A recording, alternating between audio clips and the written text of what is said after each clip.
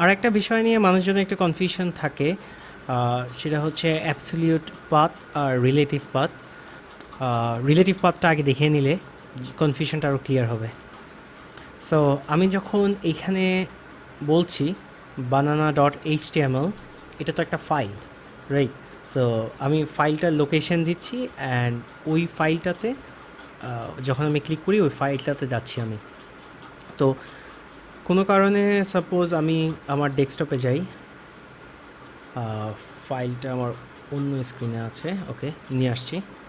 এখন আমি যদি একটা ফোল্ডার ক্রিয়েট করি ফ্রুটস এবং এই ফাইলটা এখানে দিয়ে দিই।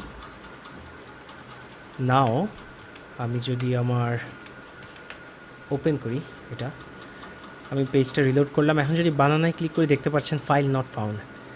কেন? ও বানানা ডট এইচটিএমএল যেখানে খুঁজছে, আরেকবার দেখেন, আমি ইন্ডেক্স ডট এইচটিএমএল থেকে বানানা ডট এইচটিএমএল খুঁজছে। ও অ্যাকচুয়ালি ইন্ডেক্স ডট এইচটিএমএল যেই জায়গায় আছে আমার ডেস্কটপে আছে, সো অ্যাকচুয়ালি ও বানানা ডট এইচটিএমএলও হচ্ছে ডেস্কটপেই খুঁজছে। এটা হচ্ছে রিলেটিভ পাথ। আমি এখান থেকে যখন দিয়েছি তখন এটা তার রিলেটিভ পাথে খুঁজছে।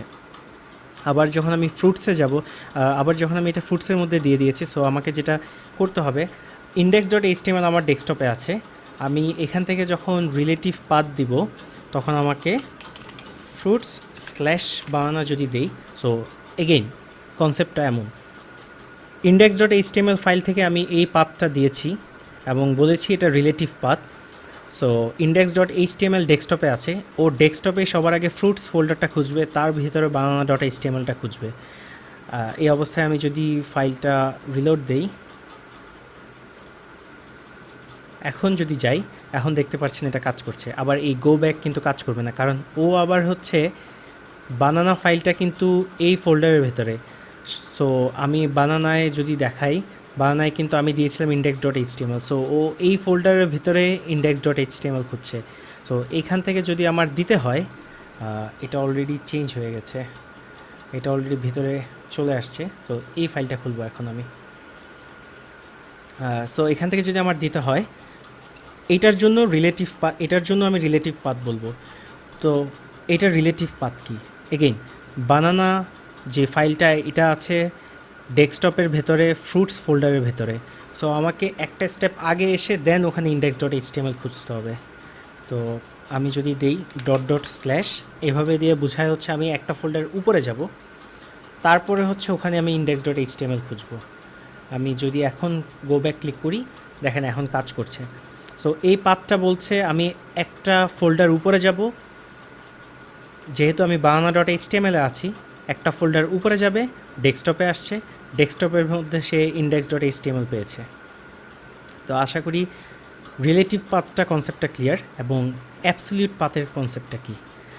আমি এই ফাইলটা যদি আমি ফ্রুটস ফোল্ডার থেকে, আমি ফ্রুটস ফোল্ডারের ভেতরে যদি আরও একটা ফোল্ডার বানাই বানানা, সো এটার ভেতরে দিয়ে দেব। এটা যেহেতু পাথ চেঞ্জ হয়ে গেছে, ও চিনছে না। এখন আবার এটাকে খুলি,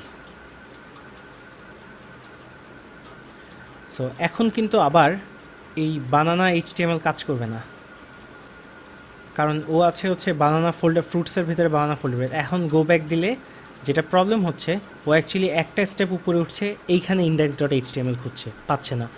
বাট সেই জায়গায় যদি আমি রিলেটিভ অ্যাবসলিউট পাথ ইউজ করি, অ্যাবসলিউট পাথ হচ্ছে একটা ফাইলের যেই পাথটা, সাপোজ আমার কম্পিউটারে একটা ফাইলের অ্যাবসলিউট পাথ মানে হচ্ছে যেই পাথটা দিয়ে আমি একদম মেইন রুট সিস্টেম থেকে আমি ওই লোকেশনে যেতে পারবো। সাপোজ এই ফাইলটার ইন্ডেক্স ডট এইচটিএমএল ফাইলটার অ্যাবসলিউট পাথ যদি আমি খুঁজি, এটা হচ্ছে তার অ্যাবসলিউট পাথ। এবং এটা কপি করি, এটা কপি করা, এখান থেকে কপি করা যাচ্ছে না, জেনারেলি এখান থেকে কপি করতে পারবো আমি। সো আমি যদি এইভাবে দেই ইন্ডেক্স ডট এইচটিএমএলটুকু নাই, ওটা শুধু পাথটা কপি করা। আমি যদি এইভাবে দেই,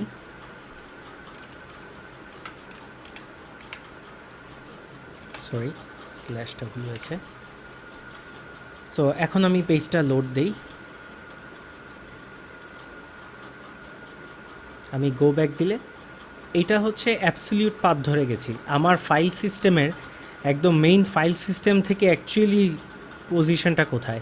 এই অবস্থায় আমি যদি ফ্রুটসে ঢুকে বানানাকে ঢুকে এটাকে চেঞ্জ করে এখান থেকে এখানেও নিয়ে আসি, তাও বানানা থেকে এই লিঙ্কটা কাজ করবে। আপনি পেজটা রিলোড দেন, ব্যাক দেন, কারণ সে সে অ্যাবসলিউট পজিশন থেকে যে অ্যাকচুয়ালি ফাইলটা খুঁজছে, রিলেটিভ পজিশনে না। আশা করি অ্যাবসলিউট এবং রিলেটিভের কনসেপ্টটা ক্লিয়ার। সবাইকে এ পর্যন্তই ধন্যবাদ এবং এই সেকশনটা এখানেই শেষ। Thank you.